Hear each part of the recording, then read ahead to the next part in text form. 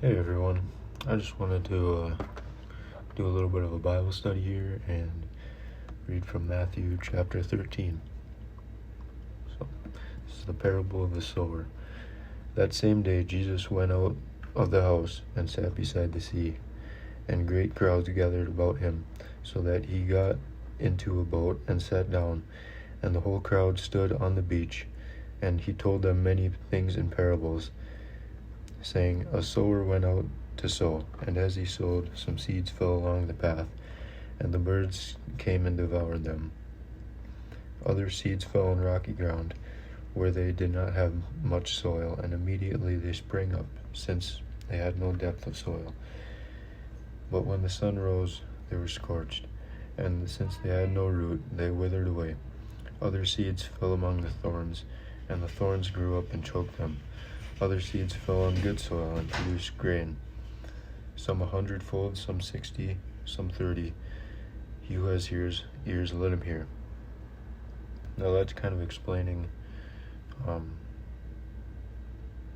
like how we sow seeds in an evangelistic way, like, going out and spreading the gospel and whatnot, and how you should do that. That's what it's kind of explaining here. Then the disciples came and said to him, Why do you speak to them in parables? And he answered them, To you it has been given to know the secrets of the kingdom of heaven, but to them it has not been given.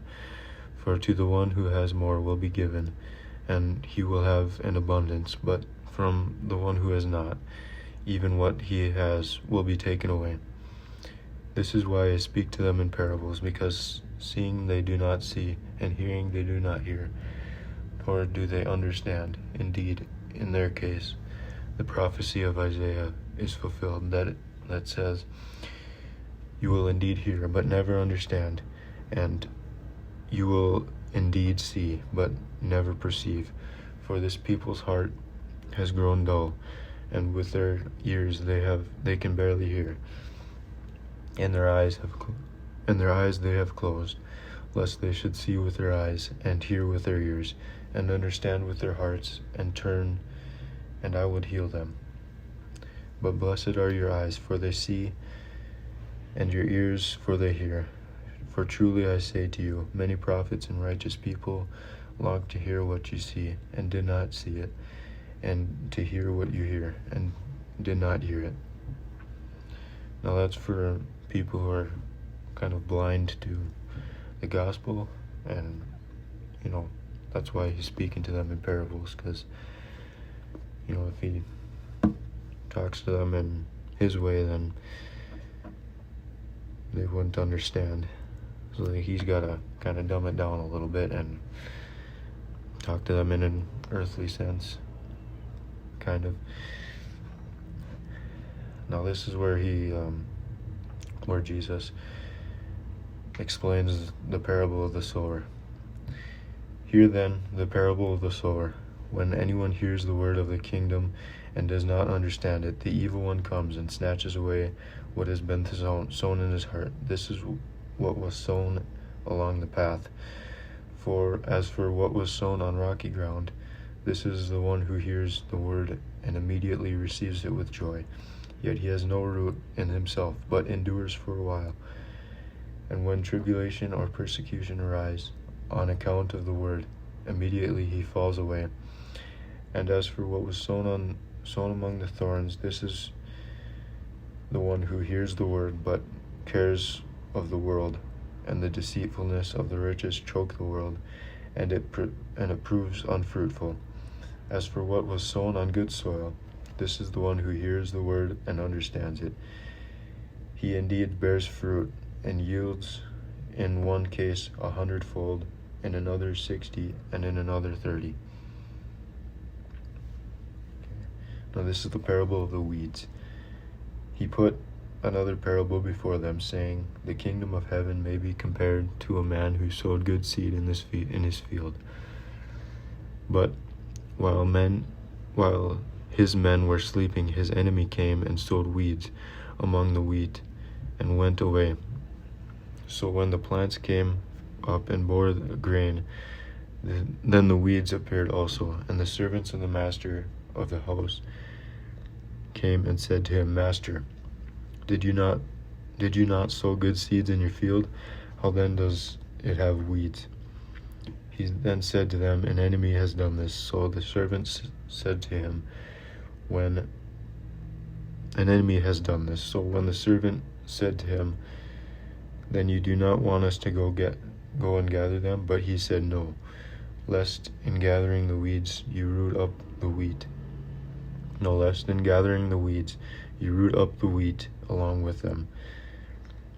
Let both grow together until the harvest, and at harvest time I will tell the reapers, gather the weeds first and bind them in bundles and to be burned, but gather the wheat into my barn. Okay, and now that's kind of saying like how the devil plants his seeds in abundance with how God plants his seeds. And he put another parable before them, saying, The kingdom of heaven is like a grain of mustard seed that a man took and sowed in his field. It is the smallest of all seeds, but when it has grown larger than all the garden plants and becomes a tree, so that the birds of the air come and make nests in its branches. And he told them another parable. The kingdom of heaven is like leaven that a woman took and hid in 3 measures of flour until it was all leavened. Now, the parable of the mustard seed was saying, like, how you plant a seed, even if you share the gospel very little with someone, God can water it up and let it grow inside of that person, and that person can become very faithful to God. And that's what that's kind of saying. The prophecy and parables. All these things Jesus said to the crowds in parables. Indeed, he said nothing to them without a parable. This was to fulfill what was spoken by the prophets. This was to fulfill what was spoken by the prophet. I will open my mouth in parables. I will utter what has been hidden since the foundation of the world. The parable of the weeds explained. Then he left the crowds and went into the house, and his disciples came to him, saying, Explain to us the parable of the weeds of the field. He answered, The one who sows the good seed is the Son of Man. The field is the world, and the good seed is the sons of the kingdom.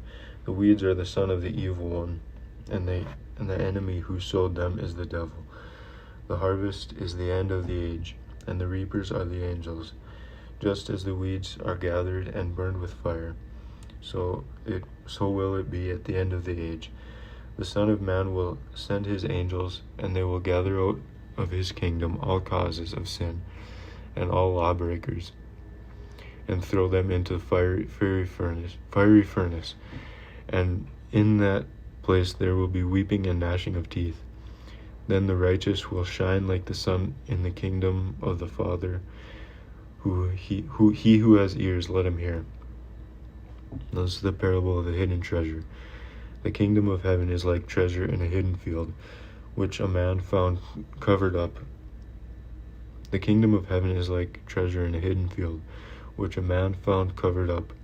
Then in his joy, he goes and sells all that he has and buys that field.